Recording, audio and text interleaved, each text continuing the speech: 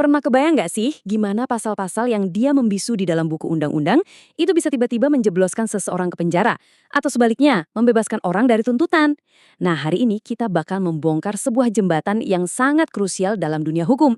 Jembatan yang menghubungkan antara teori hukum di atas kertas dengan penegakan hukum yang nyata di lapangan. Oke, mari kita bedah tuntas. Sebagai catatan awal, buat rekan-rekan mahasiswa dan pembelajar hukum, paparan materi online yang sedang kalian ikuti ini adalah referensi akademik resmi. Materi ini disusun secara komprehensif oleh tim dari Konsentrasi Hukum Pidana Universitas Muhammadiyah Pontianak. Jadi, siapkan catatan kalian karena kita bakal mengulik topik ini secara mendalam. Di sesi bedah materi kali ini, kita akan melewati 5 poin utama, dari membedah konsep material versus formil, menelaah teori para pakar, membahas fungsi utamanya, melacak evolusi sejarahnya sampai ke KUHP 2025 nanti, dan ditutup dengan referensi akademik. Oke, kita langsung masuk ke bagian pertama ya, pendahuluan hukum material versus hukum formil. Pertanyaan paling mendasarnya gini. Bagaimana aturan-aturan yang tertidur pulas di dalam KUHP itu bisa benar-benar hidup? Nah, disinilah bedanya. Hukum pidana material atau in abstracto itu substansinya. Isinya tentang apa itu kejahatan, siapa yang bisa dipidana, dan apa ancamannya. Tapi ingat, aturan ini nggak bisa jalan sendiri. Aturan ini butuh mesin penggerak, yaitu hukum pidana formil alias hukum acara pidana.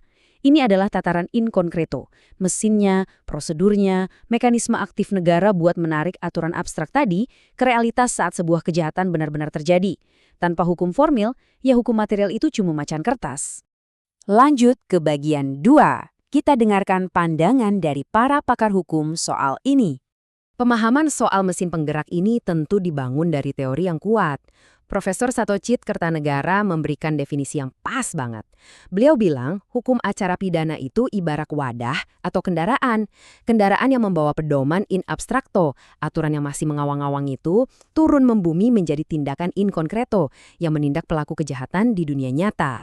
Pemikiran ini diperkuat juga oleh Van Hatum, dan intinya sangat sejalan. Dia menekankan pada frasa diberlakukan secara nyata. Coba pikir deh, kalau KUHP bilang pencurian dihukum sekian tahun, kan kita butuh aturan tentang gimana cara nangkep pencurinya, gimana nyita barang buktinya, dan gimana nyidangin perkaranya di pengadilan. Nah, persis itulah esensi dari hukum pidana formil. Lalu kita punya pandangan dari Simon. Poin krusial dari Simon ini bicara soal otoritas negara. Intinya, hukum acara pidana itu pedoman buat negara lewat organ-organnya kayak kepolisian, kejaksaan, atau pengadilan tentang gimana mereka boleh menggunakan kekuasaan buat menghukum. Negara emang punya monopoli atas penghukuman, tapi monopoli itu nggak boleh sembarangan. Harus ada aturan main yang super ketat. Masuk ke bagian 3, kita bahas apa sih fungsi dan tujuan utamanya. Kalau hukum formil itu kita ibaratkan mesin, saat dihidupkan sama negara, buat apa fungsinya? Menurut Van Bemmelen, ada 3 fungsi absolut. Pertama, mencari dan menemukan kebenaran. Bukan sembarang kebenaran ya, tapi kebenaran material, fakta asli dari kejadian tersebut.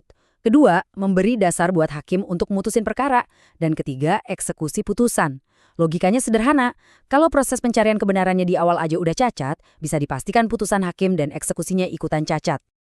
Tapi ingat, hukum acara pidana itu bukan sekedar mesin penghukum buta. Tujuannya kompleks banget. Aparat memang wajib menegakkan hukum demi ketertiban sosial. Tapi di saat yang bersamaan, dan ini krusial, mereka juga bertugas melindungi hak asasi manusia dari si tersangka. Ini adalah seni keseimbangan tingkat tinggi.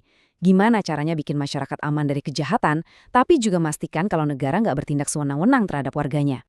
Anatomi perpindahan dari abstrak ke in concreto ini berjalan step by step dalam sistem peradilan kita.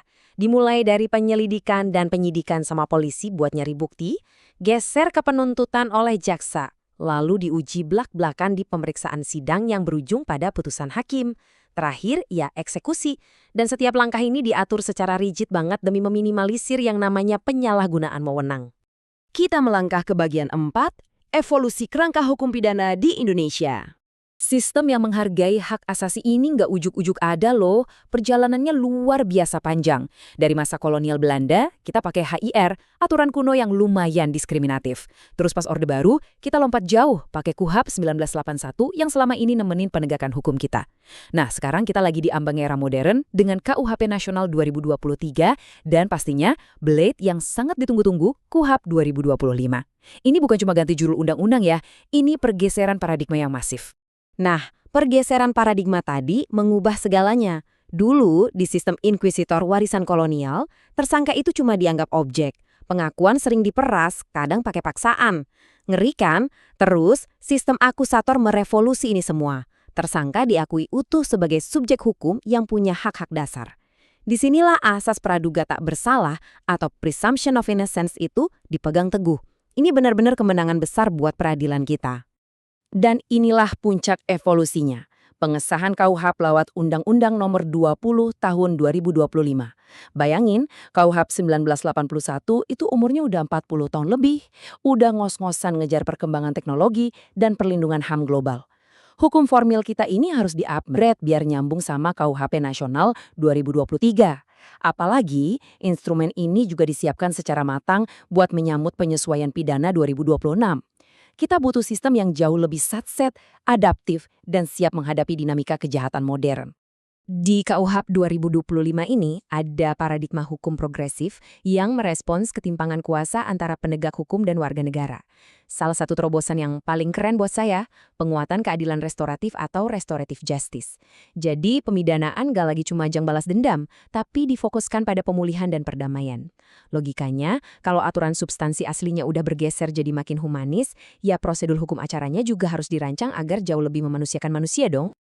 Oke, kita sampai di bagian 5, referensi akademik dan kesimpulan.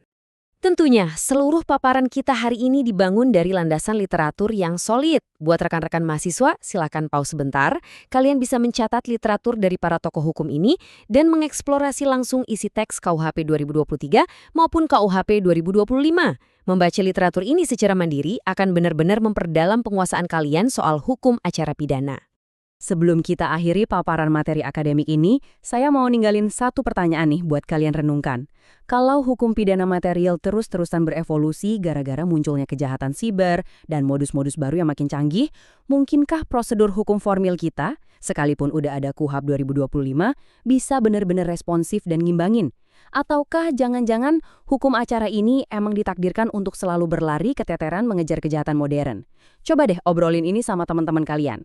Makasih ya udah ngikutin sesi pembelajaran dari Konsentrasi Hukum Pidana Universitas Muhammadiyah Pontianak ini. Tetap kritis dan sampai jumpa di pembahasan akademik berikutnya.